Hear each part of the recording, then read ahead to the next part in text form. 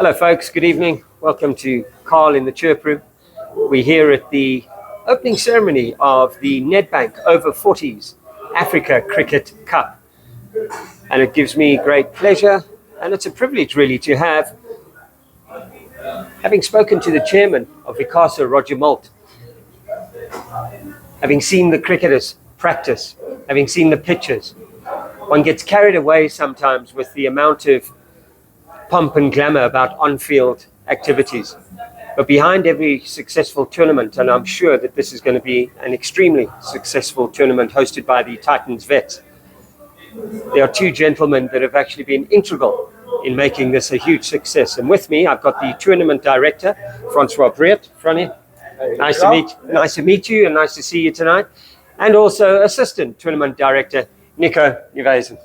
Thank you very much. Thanks for joining us.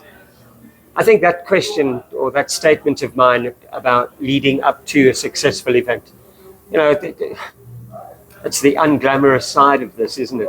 Very much so. And it's not just the unglamorous side, it's also the bumping of heads and getting people to agree to things. You know, you've got a certain direction and then people got another direction, you've got to compromise. So yeah, it's very not glamorous at all.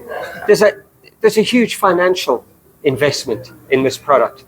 And I suppose, to be fair, it lay very firmly, on your shoulders, both of your shoulders, in terms of the success, in terms of the organizing of fields, making sure that accommodation has been sorted, making sure that meals are prepared, so that the product, the players of the product, leave here saying, do you know what, Titans Vet put on, in conjunction with Vicasa, put on a fantastic show.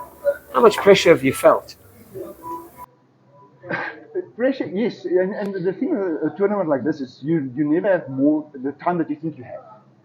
You know, from trying to get the accommodation sorted, get the team sheets finalized first of all, being self-funded. You know, the guys pull in and then pull out, and you guys come in. Then they're 12, then they're 14, then they're 16, then they're 13. So everything is pretty much last minute. And you think you have all the bases covered months in advance, and then you get thrown all these curveballs all the time. So yes, to keep your head around it and to make sure that the players do not experience that it's like a duck in on water, you know, up on top of the water it's all smooth sailing, and down under the water level it's kicking frantically, and nobody notices that.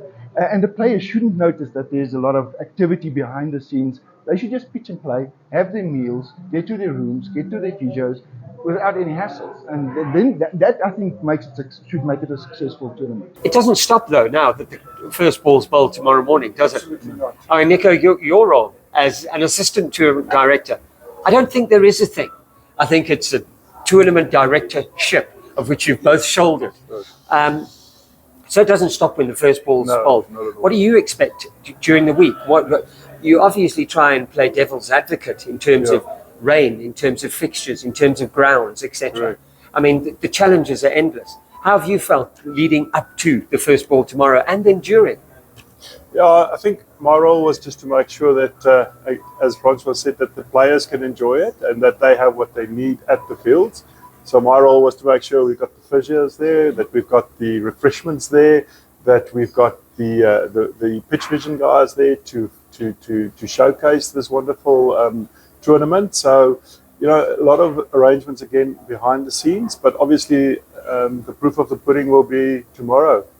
When the guys come off the field or just before they go onto the field, whether the physios are ready for them, whether they have their refreshments at the breaks, and whether they have them after the game, and whether they can get back to their rooms and enjoy their dinners. So obviously planning has been done, all the logistics have been done, but anything can happen on the day. So we have to prepare for that as well. And I think we've got the contingency plans in place, and we will run those if needed. But we've got a wonderful team of sponsors. They've been with the tournament last year. They know what needs to be done. They're all committed. And I think we're in for a good tournament. Look, I'm going to say this, folks. Whilst it sounds quite glamorous, and this is how I started this particular interview, let it be known that this is run and organized and performed, run through by people who have lives, by people like both Francois and Nico, who are very successful businessmen in their own right, but have companies that they run from 8 until 5.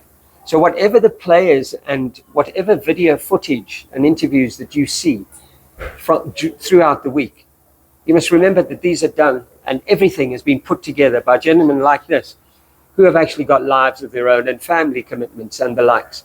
So I can only say from my side, knowing you both extremely well, first of all, thanks for the time. And I sincerely hope I get another opportunity during the week to chat to you both. But well done. Congratulations to you both. Because as I said at the beginning, that a tournament like this would never happen if it wasn't for gentlemen like yourself. So congratulations. Thank you. Love your work. Thank you, Carl. Thanks, Carl. Great speaking to you. Appreciate it. Folks, Thank you. that's Carl in the chirp room with two people. Without them, there would be no tournament. Stay sweet.